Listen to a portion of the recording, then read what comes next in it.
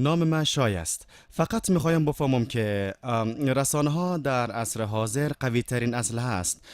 امروزه حزب ها مواردی را در رسانه ها پخش میکنند که خشونت بیشتری را در بین مردم ایجاد میکنند و اسلام یک دین خشن معرفی میکنند. مطابق قرآن بهترین جواب برای این مبحث چی می باشه؟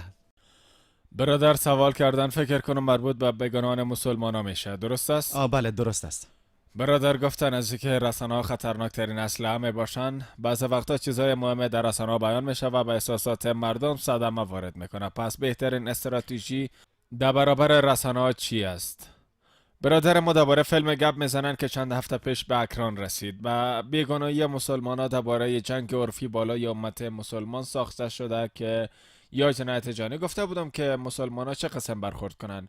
به طور معمول وقت چنین قضایای پیش میآید برای جهان غرب عادی است که چیزهای خلاف اسلام ایجاد کنند. قضیه سلمان رشدی که ستینی کروسیس را نوشت، تسلیما نصیری لجه را نوشت، بعد از آن قضیه دینش کارتون اتفاق افتاد، حالا ورونیسنس مسلمان ها را داره.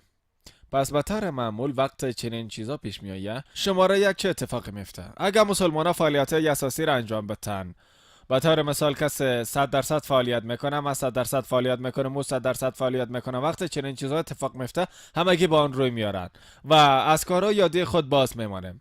شاید از 100% به 5% نزول کنه و تمام ما به این چیزا رو میاره. مسلمان احساسیتی هستن، بسیار خوب است ماشاءالله، اما چه اتفاق میفته؟ ما از رشد فعالیت ها توقف میکنیم. اما من پیشنهاد میکنم که نهادهای تخصصی باید وجود داشته باشه تا با چنین موضوعات سر و کار داشته باشن. قسمی که در عصر حاضر متخصصین امراض داره. ما باید نهادهای اسلامی را متخصص بسازیم تا با موضوعات معامله کنند تا مسلمانای دیگه با فعالیت‌های عادی خود در انتشار اسلام مصروف باشن و توقف نکنن. برای این کار 6 استراتژی پیشنهاد میکنم. شماره 1 پیشنهاد میتونم که یک گروه بین المللی حقوقدان داشته باشیم. بهترین حقوقدانا را از نقاط مختلف جهان. این حقوقدانا را از مالزیا، کشورهای اسلامی، از هند یا سریلانکا، از نقاط مختلف جهان. بهترین حقوقدانا از انگلیس، از امریکا جمع آوری شود. هر وقت چنین قضایا پیش میآید اونا با محاکمه جهانی برن و حتی من باور ندارم که عدالت کسب کنیم. من میفهمم که محکمه جهانی از عدالت بسیار دور است، مخصوصا مسلمان اگر عدالت بخواید، اما گپ خود حداقل تا اونجا رسانده میتونیم. بهترین حقوقدانا را دانیم. کسی که مرتکب عمل شده باید در محکمه کشانده شود. حتی قانون او را اگر محاکمه نکنه بازم ما سخن خود گفتیم. شماره 1 برترین گروه بین المللی حقوقدانا داشته باشم، اگر نیاز شد حتی حقوقدانای غیر مسلمان. قضیه خود در محکمه جهانی رعایت کنین. نکته شماره 1. نکته شماره 2، کشورهای اسلامی باید رسما اعتراض کنند. با وسیله وزرای خارجه کشور در سفارتخانه او کشور اعتراض کنند. چیزی که اتفاق افتاده بسیار اشتباه است. هر کشوری که در انجام عمل سهم داشته باشه تمام کشورهای اسلامی با وسیله سفارتخانه و وزرای خارجه اعتراض کنند. این شماره 2. شماره 3، جواب آن عمل خردمندانه بده.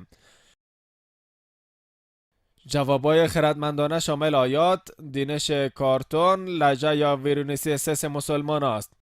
استراتژی شماره 4، اگر کشور عامل را میدانستیم که با کشورهای اسلامی معامله میکنند، باید داد و ستد تولیدات با او کشور را توقف بده.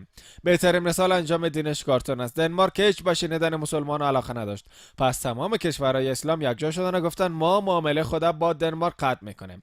اونا بیش از بیلیون ها دلار ضرر کردن، پس اونا خواستار مذاکره شدن.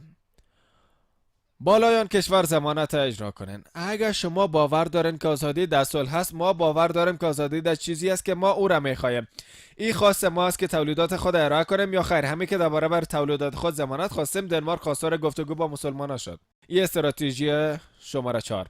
استراتژی شماره 5، تمام مسلمانان سراسر جهان از طریق ایمیل، از طریق نامه ها، از طریق فکس ها اعتراض کنند به علیه کسی که نهاد یا کشوری که دخیل است اعتراض کنند. در آخرین باید اعتراض کاملا مسالمت آمیز باشه. حد و مرز مشخص باشه تا یک اعتراض مسالمت آمیز گفته شود.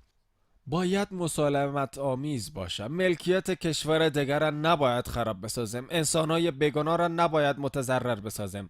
از خشونت نباید کار بگیریم چون معنی است. از حین اجتماع نباید کسی را بکشن چون در اسلام حرام است. یک اعتراض کاملا مسالمت آمیز باید حد و مرز داشته باشه. میلیون ها نفر با هم جمع شوند، با هم یک اعتراض مسالمت آمیز باشه. خشونت و تجاوز نباید صورت بگیره. اگر مسلمان ها با هم یک جای شوند و خردمندانه انجام بتن، انشاءالله برای اون چیزهای جواب مناسب پیدا خواهیم کرد.